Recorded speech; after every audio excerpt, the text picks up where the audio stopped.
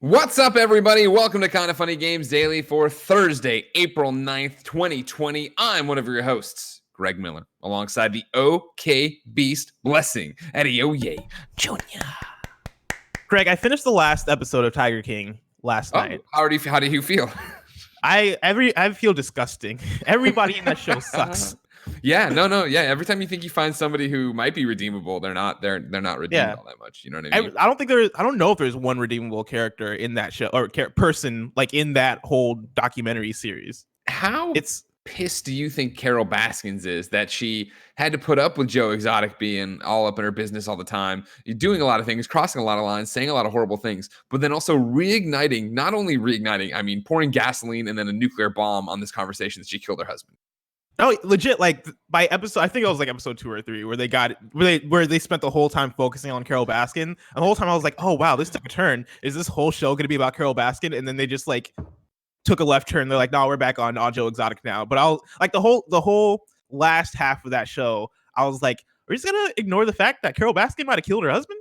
Are you just gonna let that slide?" The world will not let it slide for sure. That's going on. And then I saw a great tweet the other day from somebody who's just like, all right, cool. Now that we're all done with Tiger King, can we get a documentary about the doc and his weird cult of job women? Oh my God. Like, what the fuck? How did we just let that slide too? Yeah, every episode was just something different and unique. Did you see that they might do like a sequel series? No, I didn't see that. Which I think that was announced somewhere. It's not going to be on Netflix, but on a different channel, they're going to do a sequel series. And I don't know if they've detailed any about what it's going to be about. Yeah. But I want to know more about Doc. I guess I don't really need to know more about Carol Baskin at this point. But then I also want to know about I can't remember his name, but the guy who took over the zoo.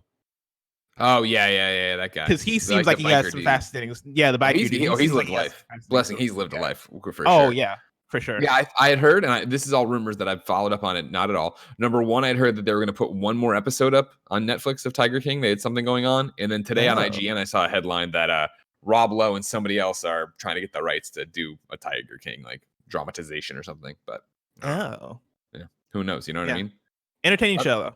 I enjoyed myself watching it. Other than that, are you well? I only talk to you on camera because even before we go live, we sit here in this like awkward thing where we talk to Kevin, but we don't talk too much to each other. And it's like, I don't know if you like me. I hate everybody, Greg. Cool. No, I love all you guys. I'm doing good. Yeah. I'm chilling. I've been playing a lot of Call of Duty the last 2 days, which is a thing that I don't usually do. Sure. But for some reason yesterday I was like, man, I kind of want to play a first person shooter because I've been playing Siege, as I've been talking about on the podcast. And Siege is one of those games where it's very tactical. You don't get that many kills during a match. Because it is like last man standing, or you're trying to like escort the hostage out or do whatever. It's objective based. And so yesterday I was like, man, I don't get that many kills in Siege because there's not really that many kills to get. I just want to like run around and just like have a good old time and shoot things. And then it popped in my mind that like, oh yeah, Call of Duty is a game that exists.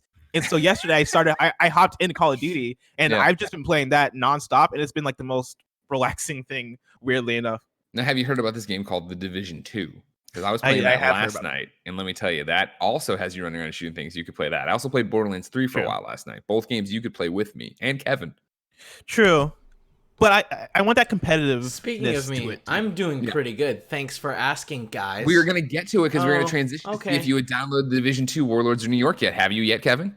I'm too busy getting a new nail gun. Oh. You can't see it because it keeps, but whatever. Well, it's got to be turned on, right, too? What? I mean, I can see it, I guess, but like it's just like that sounds like a staple gun. Please don't turn it on. Please don't turn it on in the middle of this. Please don't use this nail gun in the middle of the intro. All right. In fact, let's just transition out of this. Today we're going to talk about Cyberpunk. Cyberpunk isn't delayed. Valorant is popular, and is it time for the MTV of gaming? Because this is Kinda Funny Games Daily. Each and every weekday on a variety of platforms, we run you through the nerdy video game news you need to know about. If you like that, be part of the show, patreon.com/kindafunnygames. You can give us your questions, your comments, your concerns, your squad up requests, and everything under the video game sun. Plus, you can get the show ad-free. You can get it with the exclusive post show. You can help us take care of our bills at patreon.com/Kinda Funny Games. If you have no bucks to toss our way, though, no big deal. You can watch live on twitch.tv/Kinda Funny Games. If you're watching live, you have a special job. Go to kindafunny.com/you're wrong and tell us what we screw up as we screw it up so we can set the record straight for everybody watching later on youtube.com/Kinda Funny Games and listening on podcast services around the globe. Housekeeping for you. It is Thursday, which means that today, Nick Scarpino is starting his second part of his Last of Us playthrough. The first time he's ever played. This is over on twitch.tv/kindoffunnygames at 2 p.m. Pacific time. I saw a lot of comments going around, some scuttlebutt on the internet and the subreddits and stuff. Remember, the way we're doing this is we're doing the streaming of it is like a live recording of it. And then we're going to put up one giant video on youtube.com/kindoffunnygames later. So if you want to watch it piecemeal, you need to be over on Twitch or tweet at Tim Gettys, who makes these decisions. Because I just come on the camera and make gold. Right, Blessing? Exactly. How's that going, by the way? How was part one? I missed not as bad as I thought it was going to be. I thought it might be a struggle because and this isn't even like, let's put down the characters. You know what I mean? Let's just not even do it. I'm not even guffawing at Nick. Like, it is that thing of like, man, I don't know how Nick's sensibilities, especially coming off of like Doom Eternal, right, are going to mash up with Last of Us. And he's doing great. He's having a great time with it. He's not struggling. He's getting all the systems, that first. When I think of The Last of Us, and I think of your first challenge, you remember what I'm talking about here, where you drop in that office building in Boston, it's you, Ellie, and Tess, and it's like the first time you actually have to like stealth around and stuff. He got through it in a couple of tries, no problem. Like, in his death count, nice. Yeah, his death count is what? He has 5 deaths and 1 pee break right now after 3 hours of gaming. So that's not bad. That's not bad at all. That's not bad at all. Yeah, so I'll see what happens today as it increases. You know what I mean? Mm-hmm. My noodle man says, "Did Nick find a break?" Greg, I got good news. The air compressor is going. Well, I'll have it on in a second. Okay, Kevin, thank you. Just keep it away from your temple, please. Thank you to our Patreon producers, Mohammed, a.k.a. Momo. Al Tribesman, the Predator from some reason. Nobody understands that one anymore. And Blackjack. Today, we're brought to you by Manscaped, but I'll tell you about that later. For now, let's begin the show with what is and forever will be the Roper Report. Time for some news. 3 items on the Roper Report. Baker's dozen. I was really afraid when Kevin came on to do the jingle or the Baker's Dozen part, it was going to end like this nail going off in the air. Paul is screaming and running from the room. Number 1 on the Roper Report, everybody can relax. Cyberpunk is on track. This is Andy Chalk from PC Gamer. The coronavirus outbreak has knocked a lot of plans off track. Conferences have been canceled, hardware has grown more scarce and expensive, and games and updates have been delayed. But one company that's staying the course, for now at least, is CD Projekt Red, which said in a 2019 overview released today that despite the shift to working from home, the scheduled September release date for Cyberpunk 2077 remains on target. Quote, "There is no shortage of motivation, and we all possess all the tools all the tools needed to facilitate remote work. We've been operating in this mode for over 3 weeks, and to date, results confirm that we can carry on with all our operations without major disruptions," CD Projekt Group President and CEO Adam Kaczynski said. Quote, "Our plans haven't changed. We're steaming towards the September release of Cyberpunk." It's impossible to say right now how the optimism will hold up. September 17th, Cyberpunk 2077's current release date is still far enough away that an on-schedule release is feasible, but it's impossible to say at this point how the COVID-19 outbreak will progress.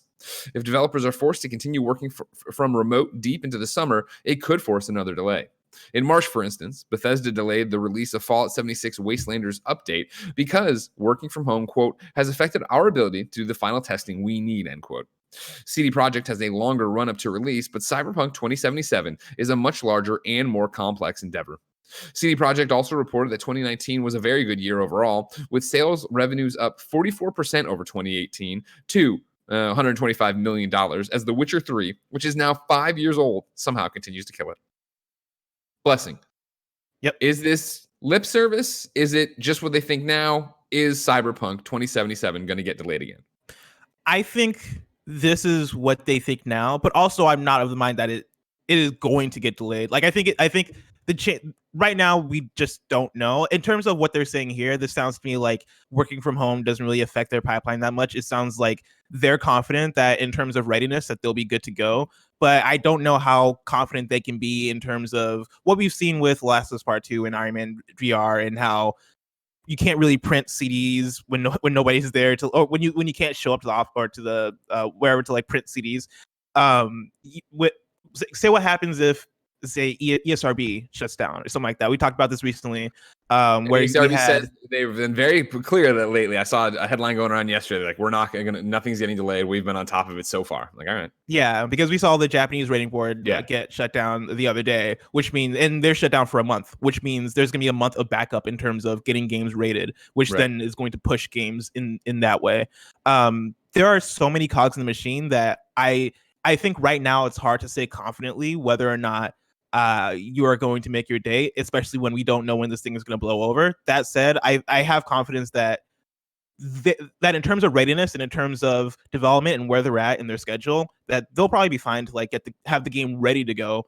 Whether or not the game is going to be able to come out by that time, by September, we'll see.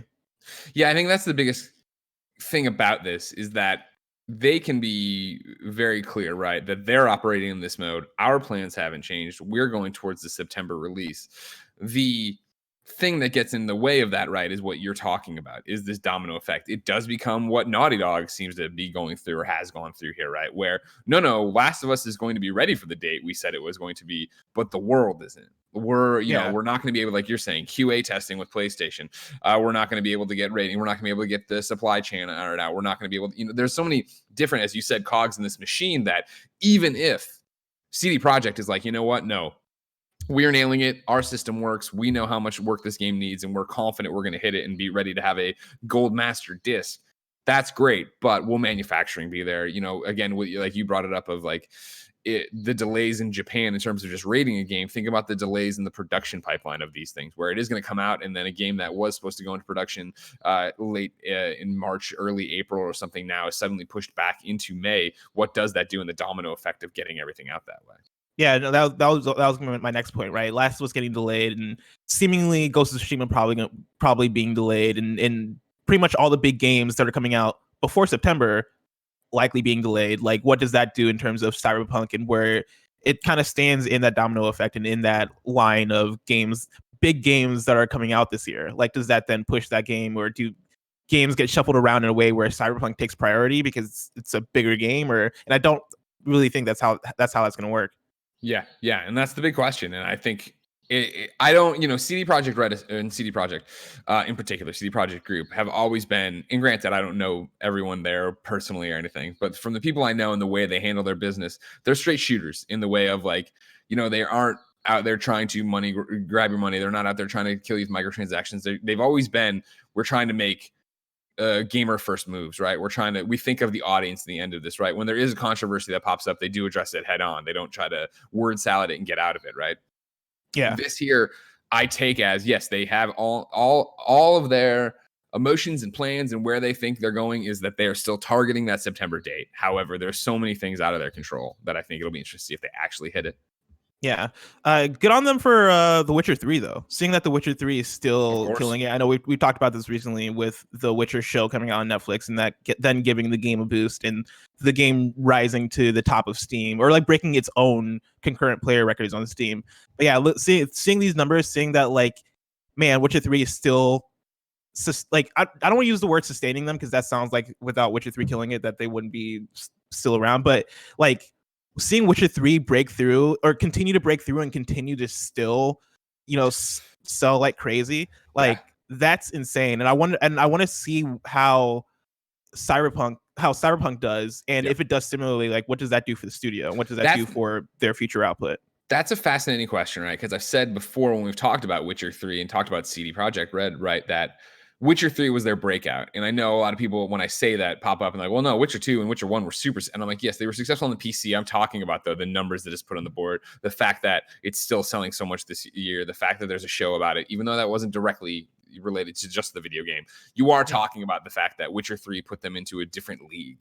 And so now this is the first test. And I think in a very similar way of when Naughty Dog did The Last of Us, they were coming off the Uncharted's. And it was, I remember a question for me, at least in the mainstream games and how many units The Last of Us would sell. Do people who casually consume games have a PlayStation like these, narrative experiences? Remember how great the like Uncharted commercials were with Kevin Butler, right? Where they were talking about like, it looks like a movie and everything else. Like Uncharted broke through to a bunch of different people.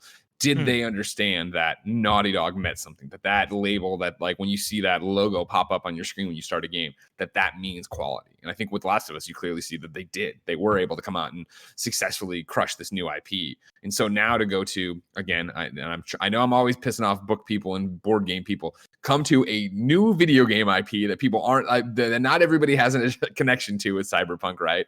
But have it be, it's from the creators of The Witcher 3. It's from CD Projekt Red. Like, how much will that matter? How much will that resonate?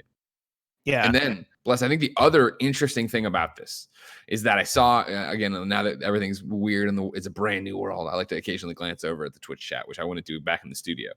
But somebody in there was like, I don't know, how much you have to worry about the physical pipeline because CD Projekt cares so much about their PC audience, right? And they are a downloadable thing. I don't fully agree. I think every company has to worry about how many units they're going to sell, how many millions of copies they're going to sell, and the promotion you get in a store, and yada, yada, yada. You are still worrying about your bottom line. But I do think it's an interesting question or even proposition, that CD Projekt is so on their own in such a bootstrap success story and crazy that I could see them, if it was that, hey, the discs aren't going to be ready in time, I could see them totally writing a giant letter and putting it out and being like, hey guys, this sucks because of COVID, because of this, but we also don't want to make you wait any longer for this. We're going to put out as a digital, we're going to put the collector's editions and actual game cases out when we can, and maybe it's 2-month delay or whatever for that.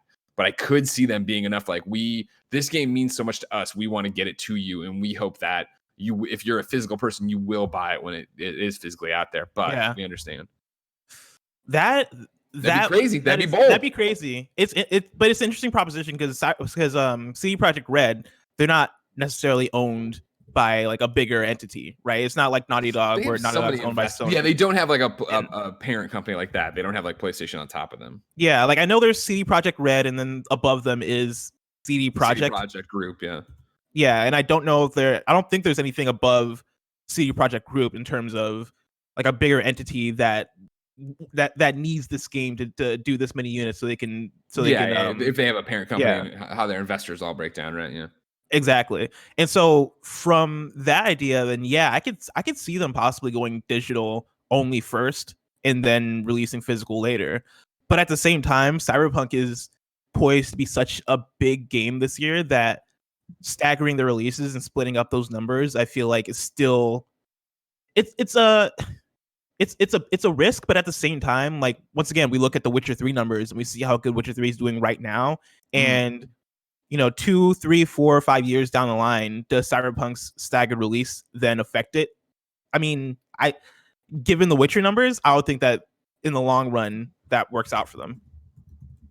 Oh yeah, but that's the question too of like, how long do you want to let it be? How long? I mean, do you want that? People want their return investment right away, right? They of course want they want a return on their investment. They want a giant return on their investment. They want all this different thing. They want an ability to not only make their money back, but make their money back hand over fist, right? Yes. Yeah. I'm still trying to figure out if anybody owns it, because right now Steve Gerbs in the chat says CD Projekt Red is owned at least partially by the Polish government, which I'm unfamiliar with, but that could be true, I guess. I'm looking in here, right? And right, I know does WB that published The Witcher 3 in certain territories. And I don't know if they have any hand in Cyberpunk. They have 2 owners listed on Wikipedia that are just the guys that are technically that's 3 owners. And that would come up to just over 50%. So they're still they are the majority owners. I don't think they're traded as a public company. I don't see anybody in here in terms of like fucking Tencent owns 20% of them or something like that. So I think that they could be crazy enough to do it on their own, is basically what I'm saying. But who knows? Where do you feel like the odds are in terms of Cyberpunk getting delayed? It's so hard to say, right? Because we're still in the middle of this storm. Tamor from GameSpot had an amazing tweet yesterday that I think we all feel, right? And it was me. Man, it's already Wednesday. Also me. How is it only Wednesday? Like time just lost all meaning, right? And the fact that you figure a month ago we were still working in the office, like we were still like, it was that a month ago? Normal, right? Yeah. Unless I'm totally wrong. At this point, legit, I was sitting down. A month ago we were still in the office. It was either last night or this morning. I can't tell anymore. But I was sitting down. I was like, man, at a certain point, I might have worked. Like I might hit the point where I work for Kind of Funny from home more so than in the studio. Like that might be a thing so that sad. happens. That is so sad. Yeah. Yeah. And so who knows? Like, I don't know. It's so easy now. I could easily see it happening, but again, to what we're talking about, I could also see it that you weather this storm. You know, the world economy starts getting back on track in the beginning of May, and then throughout the summer, we normalize to where it normally is. And then, yeah, by September, maybe everything's firing the way it should be, and you're fine. But it is that question of how much are we not seeing right now? You know, we see the tip of the iceberg of PlayStation be like, all right, we're pushing back The Last of Us and Iron Man indefinitely. But we also don't see what that means for manufacturing of discs. We don't see that for shipping. We don't know how fucked up the supply chain is and how many people start pushing into that stuff. Yeah. Follow-up question. Yeah. This is totally unrelated, but related. What are the chances that you think Cyberpunk comes out and it doesn't meet expectations? Great question. I don't worry about that. I think obviously expectations is such a hard thing to throw out there. Like, what does that mean? You know, in terms of everybody has a different expectation for it. Those demos I've seen at E3, if you can extrapolate those out into an entire game, I think you're going to be fine.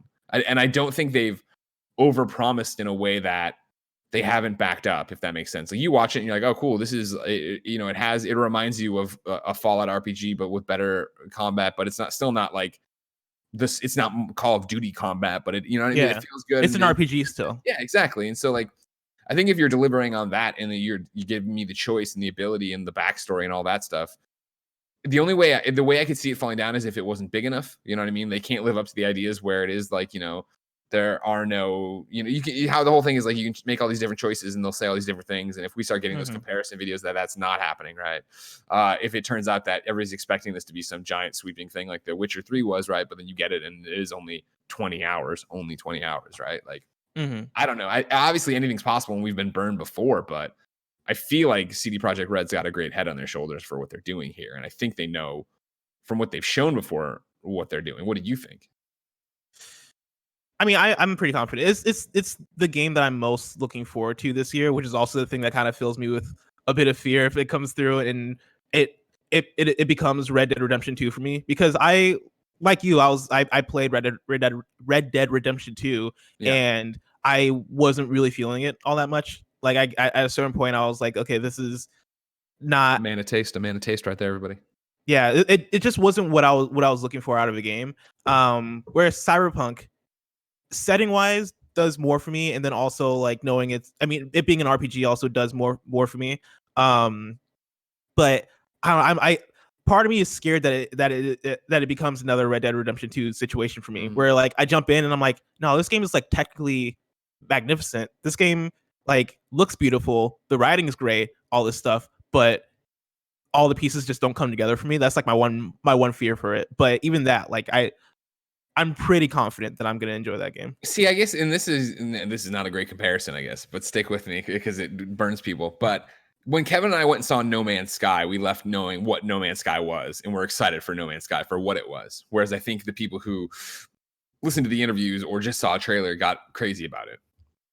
Seeing the demos of what I saw for Cyberpunk, I'm like, yeah, give me more of that. Give me hours of that. And going in and, you know, tweaking the way the HUD looks on your screen and choosing your back. Like what I kept saying about it and still do is that I feel when I play most RPGs, right, I almost always make Taylor Swift or Carve Supergirl, right? And I just play the good path, and that's what it is.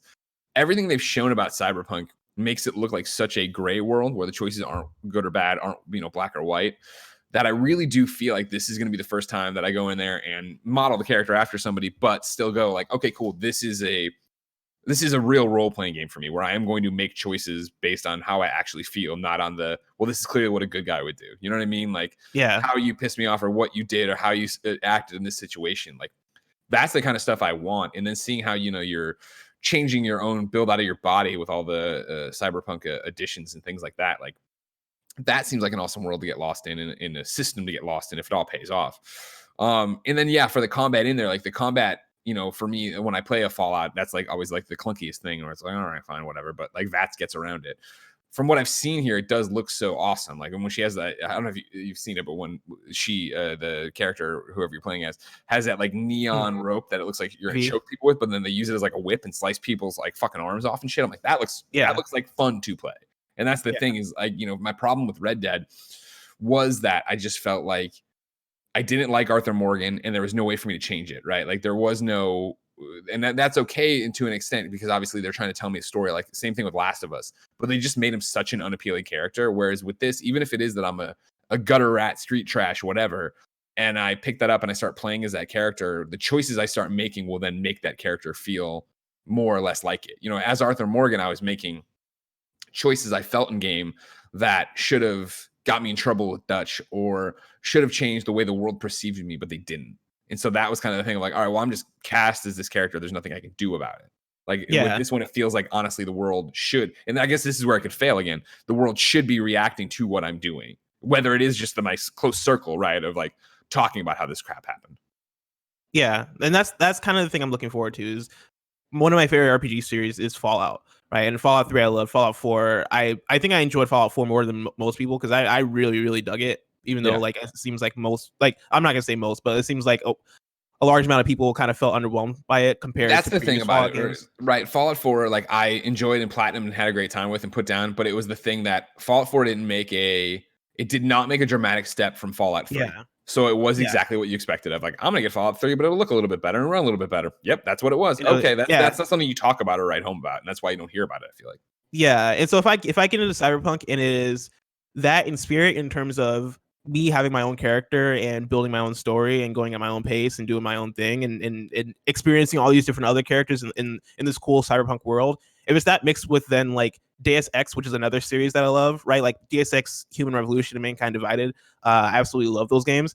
And so if it has those elements of, you know, this cool futuristic world that has like weird politics stuff going on and illustrations about like class disparity and all this other stuff, like if I'm able to go into this game and it delivers on giving me the best of both those worlds, then that's really all I kind of want from it at this point. Yeah. Worth pointing out in kindoffunny.com/you're wrong. There's been a couple of people writing in saying Steve Gerbs is wrong. Blood Moose 11 says CD Projekt Red is not owned by the Polish government, even in part. They got a $7 million grant to research seamless multiplayer and city creation. So just a grant. Wow. It looks like they are still owned and operated and don't have to worry about that stuff. But again, keep them coming if we figure it out. Is Playdead a Polish studio? I forget where Playdead is. Because Playdead also gets them. This is like the third podcast. Yeah, no, I bring them up all the time. But Playdead also gets grants from the government for game development. I don't know if that's just a Polish thing. Well, no, outside of America, it's pretty much a thing. It's the reason Canada has so many amazing indies, because the Canadian government looks at these people and goes, "Oh, this is a great idea. Why don't you make this game and further this thing, and we'll pay for it so you don't have to mortgage your house, and if it doesn't sell a bajillion copies, you're out of business."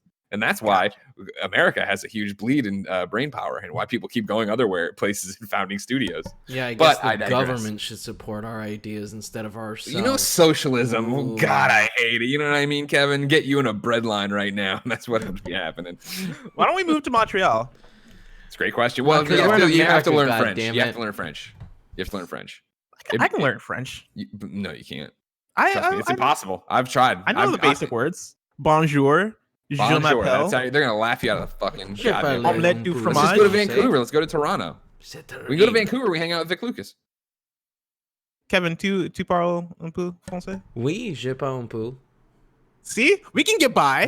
We can get by for sure. We can get by for sure. How do you say bathroom? That's all I need to know. Bangs. Is that accurate? That's BANS, yeah. Le bon. There's an I in there too. BAINS. Oh, it's Le Bangs. Yeah. Man. I'm telling you, it's not worth it though. You know what I mean? 100%. We should go there and we should tell them. We should go there and we should tell them that this is silly and you should just pick English. That's what we should do. It's weird. I don't know how well that's gonna roll. We'll do two. Get out of here. Just do English. You're not French. Why? You're wasting so much time. You know what I mean? Think of all the advancements Montreal could have made in both the biological field and technological field if they didn't have to say everything twice. They didn't have to write their science twice. They're wasting time. Everything they've done has been halved. They could imagine it half further. You know what I mean? Look at how successful Jen's been since she came to America. You know what I mean? Well, what was she doing up there? She started a company, you know? Nobody knows. Exactly. Yeah. Exactly. I'm just saying. And that company would be 2/3 more successful. Nanobiologist says Playdead is in fact Danish. But Danish. Charles Jacobs said Playdead is Danish. The Danish Film Institute supports them financially. Again, support the arts, ladies and gentlemen, not just the farts. Time to talk about Valorant, which means I need you, Kevin, to call up the #1 games journalist, Andy Cortez. #2 on the Roper Report. What? Can Blessing call him into the call? I can call him if you want. Yeah. It's just if I do it here, it breaks it even further. 30. Okay, so are you calling him, Bless? I can call him, yeah. While you do that, I'm going to give you the synopsis, or just the news story here. This is a press release from, oh my God. Can people who aren't leading the call people into the call? I believe so. Because I don't see an option. As long as you're all friends. Are you It's not that little friends plus with guy Andy? up there, right? And come up here. He might not be friends with Add any of friends us. to DM. There That's you what go. you want to do. Oh, I see. Okay. Okay. Once you I press gotcha. that button, I should be able to press this one, and everything's going to go smoothly. Right, here we go. Let's try it. #2, Valorant is really popular. Twitch, the world's leading service and community for multiplayer entertainment, and video game developer and publisher Riot Games today announced the highly anticipated first-person tactical shooter Valorant broke Twitch's single-day hours watched record in a single game category within the first hours of the closed beta launch, while also surpassing 1.7 million peak concurrent viewers, second only to the 2019 League of Legends World Cup Finals. Valorant set a new record with 34 million hours watched. Riot Games is collaborating with Twitch to entitle fans with Valorant closed beta access, which kicked off on Tuesday. #1 games journalist Andy Cortez is getting back into bed. What's up, brother? Hey, Andy. What's going on, Greg? How you doing, man? Good. You're super quiet. I'm super quiet. Yeah, no, that's Oh, better. wow. Yeah, How about now? Does that sound okay now? yeah, it's better. You're broadcasting You're a from bit wireless muffled, but headset.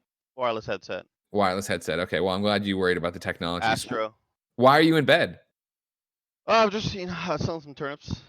Oh, okay. Some turnips, What's your yeah. turnip price today in Animal Crossing? Not great, Greg. Not great. Yeah, we're looking at 107 right now, but Belinda Oh, that's garbage. Belinda's turnip price is 480 something apparently. That's also garbage. I'm telling you, don't sell if it's below 500. Just tweet and you'll find it. That's what I did. I sold them for 662 over on Ants Island. Oh, Jesus Christ, dude. But now, are you tired because you've been staying up playing so much Valorant lately? No, last night I got a good night of sleep actually, Greg. I went to bed around midnight. Whoa. Usually Wow, I stayed up later than you. Wow. Yeah. Cool. Because last night I was exhausted. If you all, when you all watched the Final Fantasy VII spoiler cast we recorded, you will understand what happened with my whole sleep schedule. Sure. And it was a disaster. But I'm feeling better now, Greg. Okay, well, so to help me a little bit with this transition, then, just how you've played Valorant, right? I played a ton of Valorant, Greg. Yeah, a ton of Valorant. I need your preview for it because, of course, the Gamescast, we've been doing the whole reviews lately. PS I Love You is a PlayStation podcast. Now we're talking about Valorant. Tell me all about Valorant. What is Valorant #1 for people who don't know? And then what do you think of it? Well, Valorant is Riot's take on a CSGO style game, right? Counter-Strike Global Offensive is still, it's been around for, it feels like, 80 years, and the game still kills whenever there are giant tournaments. And so this is essentially Riot, who makes League of Legends. It's them saying, we want to make a style game like that. We want to bring in the industry's best. We want to bring in former CSGO pros. We want to bring in level designers from other games that have been killing it. And we want to take on Counter-Strike Go. Gotcha. CSGO. And it's essentially a 5v5 strategic sort of shooter. It's slow paced, Greg. It's very, I obviously using CS:GO, but fans of Rainbow Six Siege will really enjoy it as well. It's very tactical. So essentially, what their take on it though is they have added heroes to it, similar to you play an Overwatch or you play, I guess even Rainbow Six Siege. You're not just a generic operative. Each character has their own perks. Each character has their own move sets, their own abilities. They have ultimate abilities as well. But Riot is very, very straightforward in saying, we don't really want ultimates to determine the result of the match. We want pure aiming and gun skill to really determine who's going to win. But the ultimates are the abilities are just there to sort of help you along the way. And yeah, it's really good so far. I've really enjoyed my time with it. It's hard as hell. It is a game that again, I haven't been PC gaming for very long, and it's very hard to hop into a game like this because everybody playing right now are a lot of people who are super interested in CS:GO or have Sure. been playing CS:GO for a long time. Okay. You gonna stick with it, you think? Yeah, I think so. I think it's just sort of this perfect storm right now where, for better or for worse, there's a lot of people at home right now. Mhm. There's a lot of people not at work. There's a lot of kids at home. That being along with all the giant Riot audience being there, or not only Riot fans but CS:GO fans and the biggest Twitch streamers are super addicted to it.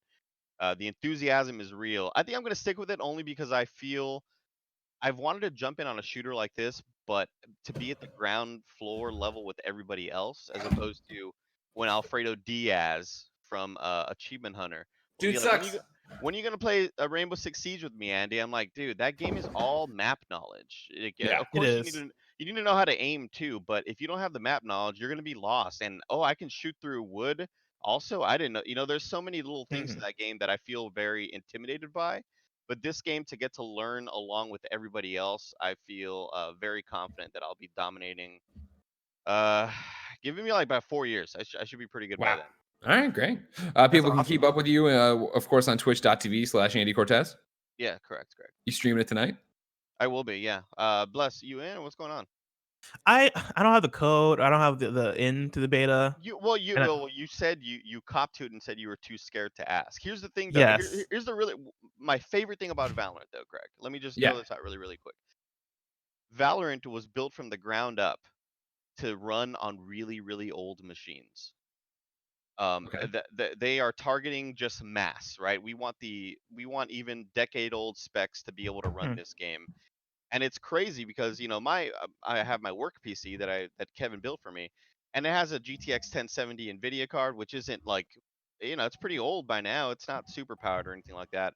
And when I play Call of Duty Warzone, which I've been addicted to as well on PC, if I try to run it at 1440p resolution, at 144 hertz, I can maybe get like 90 frames a second, maybe 80 frames a second. But Valorant can run 60 frames or 120 frames on even 4-year-old GPUs. And Oh so wow, it's really impressive. Yeah. that's really cool. Yeah. So So you're saying I should be able to run it on whatever? oh yeah, I mean, I think they're guaranteeing that even if you have a decade-old machine, you'll still probably get at least 30 frames. Which isn't optimal, but still, like, the fact that they are going for, hey, you with that 4-year-old Dell gaming laptop, you can probably run this at either 1080p 60 or even more frames than that. All right. That's it. Well, that's a good report. Thank you very much, Andy. I hope you get some rest. Much needed, obviously. No You're gonna problem, be streaming. guys. Get No some problem. good. Call me up whenever, guys. I'm usually asleep. Yeah, I've noticed. It's annoying having you and Fran be the ones playing this game, and then you both sleep till 3 in the afternoon. It's no thing, man. There ain't no thing. Okay, well, all right. Blessing, hang up on him, I guess. All right, bye, Andy. Bye, guys. How do I hang Bye. out with somebody? Oh God damn it! Oh wait, does Andy I have don't to know. leave? Yeah, Andy, Yeah, I you think Andy might has have to to get out of leave. bed and Yeah, Andy, you disconnect. have to leave. Fucking shit, dude. Oh, damn it. Oh, man. It took me a little bit, but this setup worked out really nice. No, yeah, you killed it, Kevin. Yeah. All right, bye, guys. I've been Bye, watching bye. you put it together. It looks great. Bye, Andy. He's That good. worked quickly, You know what I too. mean? That was good. Number 3. He's pretty good, yeah. So what are you actually gonna play this game? You gotta because what do you have a computer over there? Do you have to dust it off? Is it a Windows 95? I mean, What's happening? I mean, I have like a couple of laptops, and I also have my work laptop right here Sure. that I can play it on. And so like I have a way to play it. It's just one of those things where mouse and keyboard, number one, I don't necessarily vibe with that much. I'm just a controller guy. That's what I came up with. That's what I know. Exactly. And so there's that. And then yeah, the idea of playing a game on my PC sounds like Your drivers, you know what I mean? Your dot exactly. Oh God. But it seems like a fun game. Like I mean, I like Rainbow Six Siege. Oh sure, I love Overwatch, and so Valorant kind of being like a meet in the middle between those two places. I know it's more so Counter-Strike than anything, but still, like that sounds like a real fun game. And so I want to, at the very least, try it out to see how I feel about it. Okay. Number 3 On the Roper Report, ladies and gentlemen, is it time for an MTV of gaming? This is Patrick Shanley, friend of the show over at the Hollywood Reporter. He's talking about Ven. Billed as the MTV of gaming, the new cross-platform offering hopes to fill the void as majority of Hollywood productions shutter. Quote, this is an opportunity that's born from chaos. So says Ben Cousin, co-founder and co-CEO of Ven, a new network focused on the video game and streaming industries and cultures, of his newly formed company's decision to move up its launch from this fall to July amid the coronavirus pandemic. Quote, Ven is the nexus of gaming and media, and while most industries have stagnated, these two have taken off, he tells the Hollywood Reporter. With shelter-at-home orders in place across the nation, video game and streaming usage has skyrocketed in the U.S. With Ven, Cousin, and co-founder, co-CEO Ariel Horn are hoping to fill a void left by so many Hollywood projects shuttering to make entertainment make people happy, and offer an escape from the problems of the world. Originally set to launch in the latter half of the year, Ven, billed as the MTV of gaming, will now debut in July across various platforms, from AVOD broadcast offerings to streaming hubs such as Twitch and YouTube. Quote, it's going to be everywhere, Cousin says. We're calling it a universal network. That means that anywhere that consumers are consuming content. What does any of this mean? Wait, so what what do they mean that they're the MTV of gaming? What does that? They talk. I mean, there's a lot over here. All right, over Yeah, on the Hollywood Reporter. That's the opening to it. All right, so I can come in. There. This is Cousin again. There was a nagging sensation that there was a void that needed to be filled in this crossover of gaming and entertainment. G4 shuttered just before the rise of gaming, and since most TV networks have been stuck negotiating carriage feeds and distribution, we're coming in with a fresh perspective and business model. That's what allowing us to go directly after this market. We believe in the model that was created back in the 90s. We believe in TV and creating that space where you can go and be with others who have the same passions as you. This is Horn. Back then, MTV used to be back then, music used I'm dying. Back then, MTV used music as a lens of the pop culture. We believe if MTV were looking at the market now, they'd be looking at video games. Does that make more sense to you? No. Wait, so is this a channel? Like, yes. What do they? This is going to be a channel. It will also be on Twitch. It will also be on YouTube. It'll be everywhere. Anywhere you have a device, Ven wants to be. Okay, gotcha. So they're just like a new media service. They're like a media company. Yeah. I mean, they want to be considered, I think, a network, but that how does a network exist? They talk about how they were going to have a New York office as well, but since they're pushing the timeline up and they can't build in New York, it's just LA. This is back to Patrick. That means a cut to Ven's planned 55 hours of programming per week at launch. Instead, the network will bow with somewhere in the 30-hour range, Horn says. Once we get going and the air starts to clear from COVID, we're going to light up our New York studio and do the full release, he explains. This sounds both like forward-looking, but also archaic at the same time. Like them referencing G4 and MTV specifically, like them leading off with the MTV comparison is really weird because I still don't understand what they're driving at in terms of that. I guess they're talking about having just different shows on a channel, which is any channel. I mean, they're talking about having a network dedicated to video games in the way MTV was dedicated to music. And so, like, that's I think a clear way to cut to what I think they're driving at here. And to your point, though, like this whole article goes on and really doesn't get into what the programming is going to be. Yes, and that's where it's interesting. So, I mean, like, I think you can extrapolate from this that I imagine it will be that I guarantee. Looking ahead, we will be reading headlines here of Dr. Disrespect or Ninja or whoever signed some exclusive deal where they're making a show or they're highlighted clips or they're making a show that is just their clips and they'll be going on Ven. And then you'd imagine there'll be some kind of funny games daily knockoff over there that is like, here's what's going on. And maybe not daily, maybe it's a weekly thing of like, and I say knockoff like we fucking invented this. We're knocking off everybody else. You know what I mean?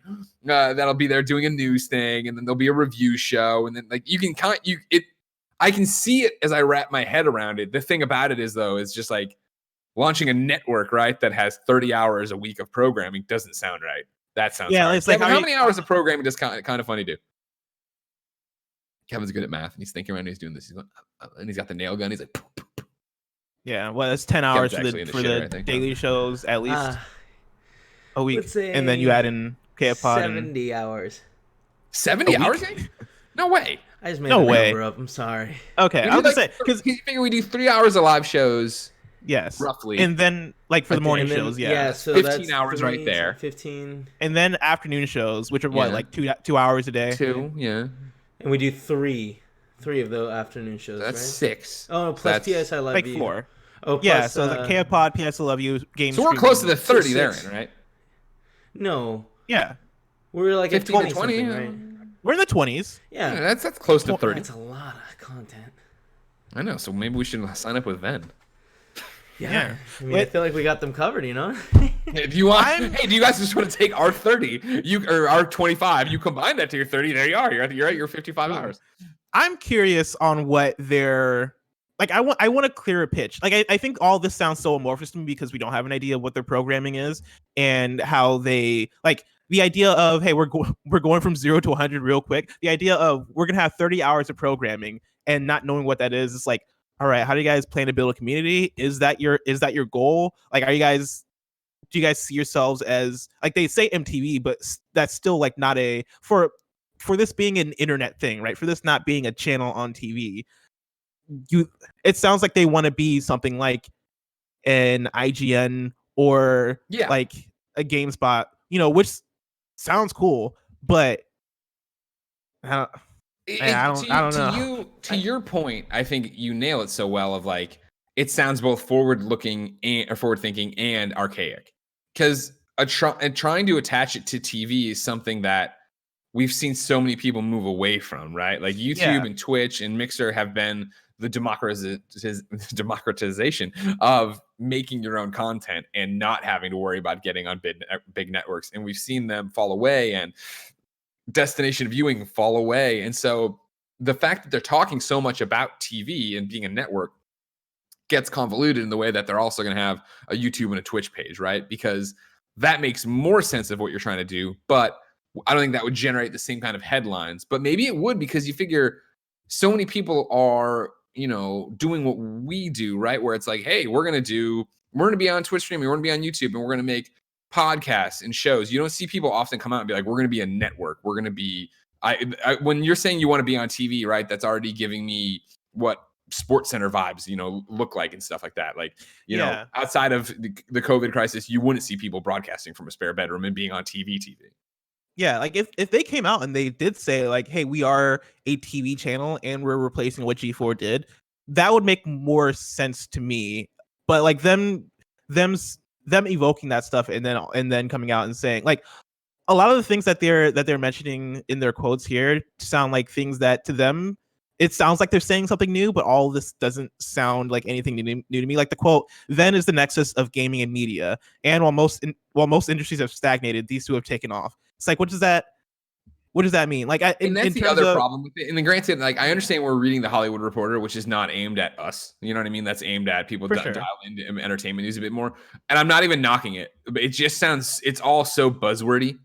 Like again, where we finish this and it's like, cool. I just read in an article about Ven's studio and I have no fucking idea what that actually looks like. What is this? You know what I mean? What are you doing? Now, granted, they had to move up and they're doing all these different things. I'm sure this isn't how they wanted to go about it, but yeah. So, hold on. I'm on Ven.tv, right? Oh. Called Gaming Entertainment U. Ven, Video Game Entertainment and News Network. Ven is a new kind of TV network for the streaming generation aimed at gaming, pop culture, and esports audiences. Beta launching July 2020, live from Los Angeles, and later 3 World Trade Center in New York. Ven will be distributed across a broad range of media platforms and offer original programming produced in-house and in partnership with some of the biggest names and creators across industries. There you go, Doc. Okay. Doc and Ninja getting paid, I'm sure, eventually. Yeah. Yeah. No, that doesn't tell you anymore. I mean, it gives you a little bit of a glimpse. Okay, so it's news and entertainment, but like, what is that actually going to look like? How's that going to go? Yeah, and I'm looking at the quote here, right? It's going to be everywhere, and this from the Hollywood Reporter article. It's going to be everywhere. We're calling it a universal network. That means that anywhere that consumers are consuming content, right? And they're talking about like YouTube, Twitch, all that stuff, I guess. My issue is what I stated earlier, right? It sounds like they're talking about things as if they're new, but these are all things that have been done before by, I mean, like, we're doing it right now. IGN is on YouTube, Twitch, and all these things, and they cover news and entertainment and all that stuff. GameSpot is the thing that exists. Like, I want to know what about Ven makes it particularly different, and maybe it is just a thing of like, hey, we're just going to be another one of those, which cool. Like I'm down to see like you guys attempt to do that. But where I'm at right now, I'm not necessarily at a place where I feel like I got to pay attention to them. Totally. It is worth pointing out, of course, I know how many people watch us and are in the industry and want to get involved deeper in the industry. Venn.tv, that's VENN.TV/careers. They have a whole bunch of stuff up here, including a games editorial director, live broadcast producer, showrunner, manager of development digital formats, showrunner late night, director of on-air talent. No, I don't know Venn from Adam. Don't know anything about him. This could either be really cool or it could be totally lame. I could be a show director. Exactly. No, Also- bless you. You don't read this, bless. I'd like to add, Ven, Dr. Disrespect's real cool, but real expensive. We're pretty cheap. We'll sell out. Hey Ven, how you doing? You name the price. Especially me. It's one of those things where honestly, and this is gonna sound like I'm a humble bragging. I'm not. So many people come up to us from the entertainment industry and like, hey, would you want to do stuff for TV? And we're always like, all right, yeah. What do you want us to do, or what do you think? And like, well, no. What can't you create that you'd love to make on TV? And we're always like, oh well, no, our audience is great. We can create anything we want on the internet. So I don't know, we're fine. And I had a conversation with somebody at E3. I won't name names at E3 about they were trying to get the network was coming, and I wonder if it was Venn. The name Venn didn't come up to my knowledge, but it was like they were getting ready to try to do stuff. So we'll see. Maybe we sell Blessing and he is on Venn. He's the Venn. Oh, guy. I'm for sale, Venn. Just give me a number. LA was that? No. Why are you saying this so sexually like driven? That's ooh. Hey, listen, Hey, all right. I'm just saying the words. You can interpret them how you want. Let's stop being sexual, everybody. Let's stop being sexual and instead talk about our sponsor, Manscaped. Support for Kind of Funny Games Daily comes from Manscaped, who is the best in men's below-the-belt grooming. Manscaped offers precision-engineered tools for your family jewels. April is Testicular Cancer Awareness Month. Did you know one guy every hour, every day is diagnosed with testicular cancer? So this is a reminder to all men listening, check yourself before you wreck yourself. Manscaped, in addition to providing the right tools and solutions for safe and easy manscaping, has partnered with the Testicular Cancer Society to spread awareness for men's health and early cancer detection. Together, TCS and Manscaped are committed to raising awareness for the most common form of cancer in men aged 15 to 35 and giving support to fighters, survivors, and families impacted by testicular cancer as part of their, quote, We Save Balls initiative. While you're down there cleaning up your sack, why not go ahead and give them a little investigation for lumps, changes in size, or any pain? Manscaped recommends you check yourself once a month. If you do feel any lumps, swelling, give your doctor a call.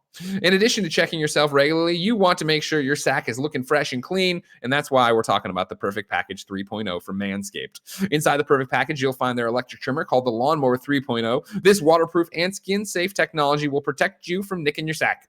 Some of these liquid tools for your family jewels include the Crop Preserver, an anti-chafing ball deodorant, the Crop Reviver, a spray-on ball toner and refresher. The Perfect Package 3.0 also includes anti-chafing performance boxer briefs that will keep your package cool and smelling fresh all day long. Join the Manscaped movement and start taking care of your balls today. Get 20% off and free shipping with the code GAMES at manscaped.com. Always use the right tools for the job. Learn more about testicular cancer screening at manscaped.com/we-save-balls and share their educational video to help save lives in balls. You can get 20% off and free shipping with the code GAMES at manscaped.com. That's 20% off at manscaped.com with the promo code GAMES. Your balls will thank you. Blessing. Greg. I'm glad we got out of the sexual ecosystem there. Talk about manscaping. Sexual That's ecosystem. a really good try, Greg. I'm proud of you. But it's going to be so long before I get to fondle my balls. If I wanted something more immediate, say what came to the mom and grop shop, where would I go? The official list of upcoming software across each and every platform, as listed by the Kind of Funny Games Daily Show hosts each and every weekday. Yeah. Out today, Dauntless is introducing the first ever in-game activity for players that doesn't involve hunting behemoths.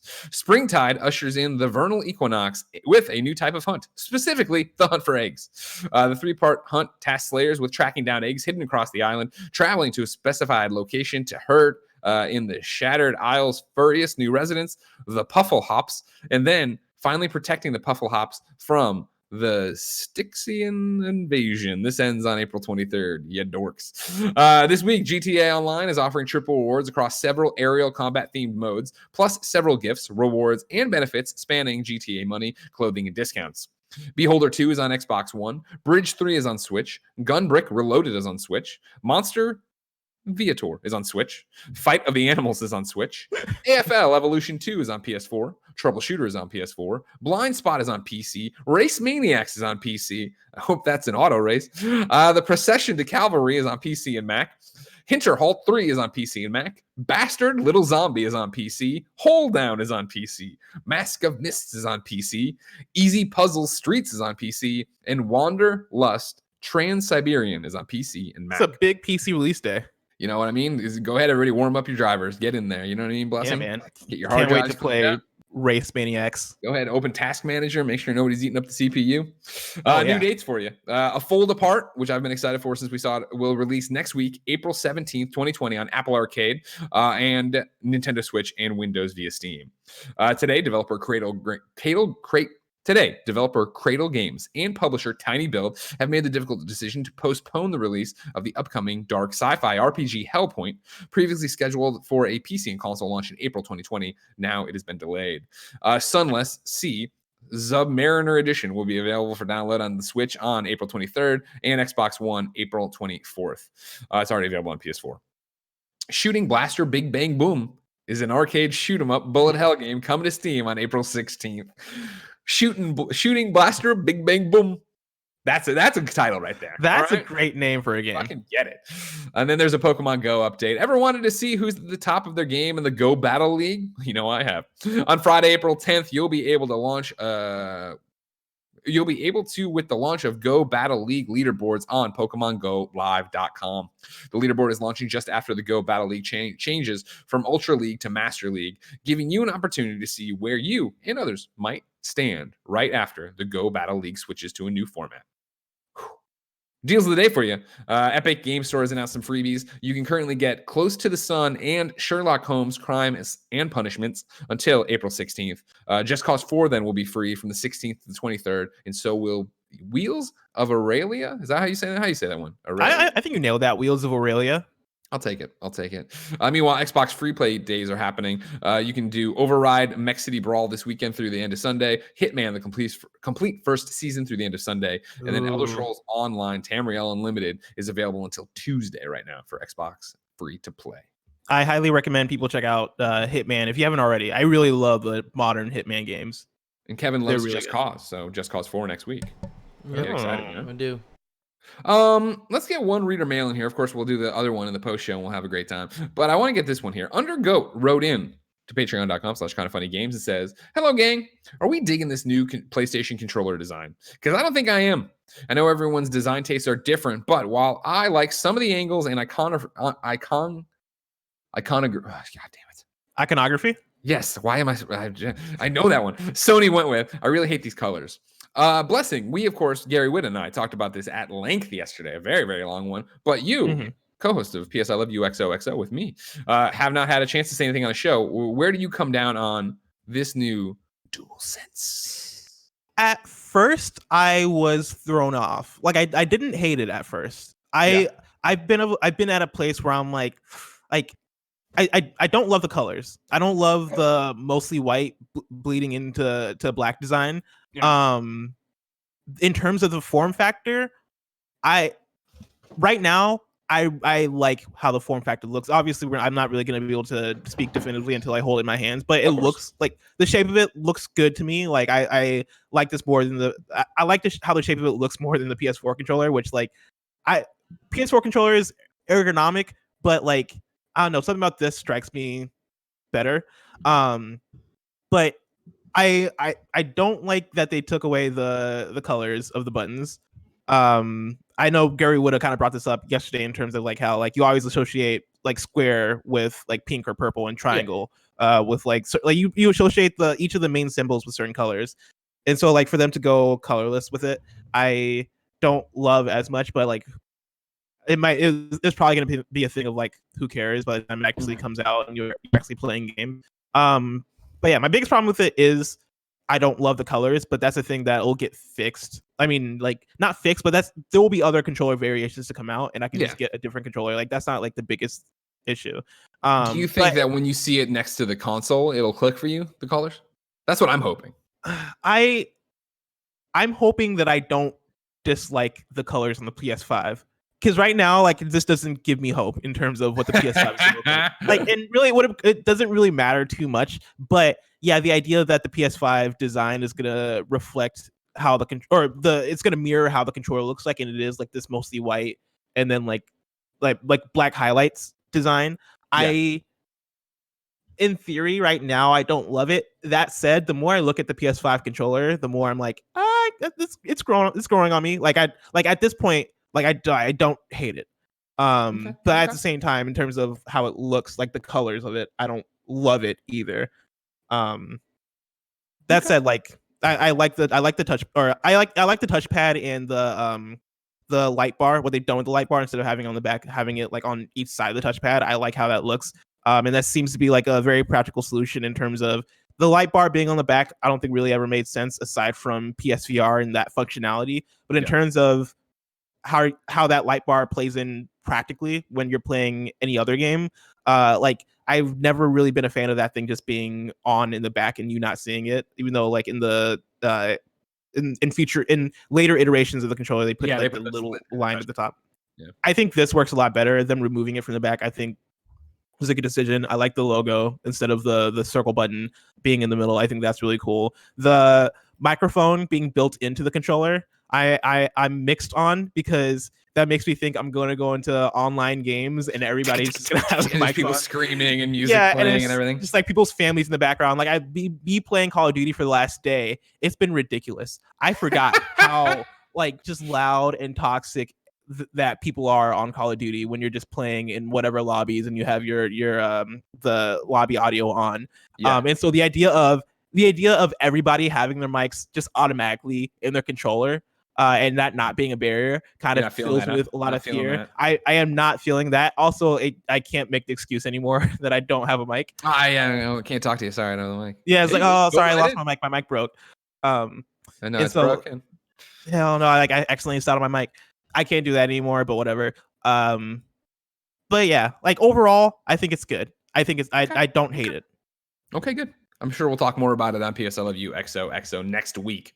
Yeah. But for now, it's time to squad up. This is where one of you writes into patreon.com/kindoffunnygames. Give me your name, username, platform of choice, and why you need help in a video game. I read it here. The best friends come and find you, and everybody plays games together. Today, RobbyRob needs help on Steam.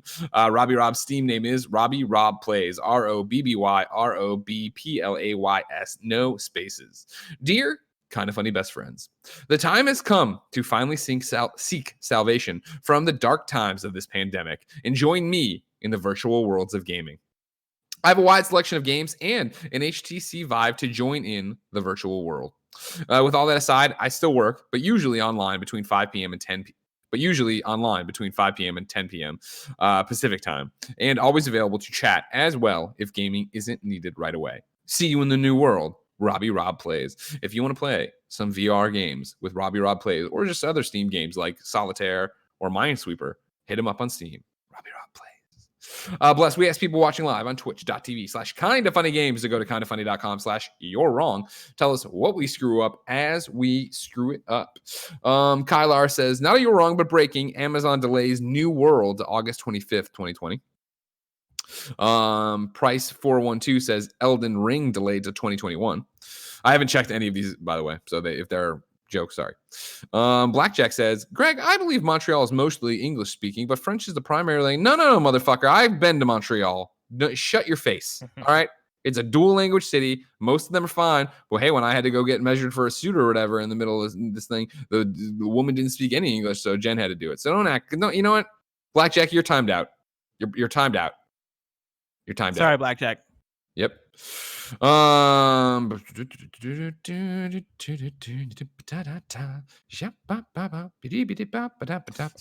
delays probably weren't real. There's a bunch of people in here trying to do the same. Yeah, I know. They've been doing that every single day. They've been doing a bunch of Bitly links in here. So yeah, it's on me. Sorry, I should have clicked on the link, but clearly it's the same link that everybody just wants me to click on. Yeah, just so y'all know, we know when you're being fake and you're wrong. Do you guys want me to get the email that submitted that and send an insane amount of spam mail to them? No, Kevin, we Okay. won't sync to anyone's 'Cause I could. names. Just say the word. A lot of people just trying to editorialize here. Yeah, people are. I'm not gonna read them. Yeah. All right, ladies and gentlemen, this has been Kinda Funny Games Daily. We have a post show to do. You can catch it on patreon.com/kindafunnygames if you want to. Head on over there. We love and appreciate you. But until next time, no, it's been our pleasure to serve you. Then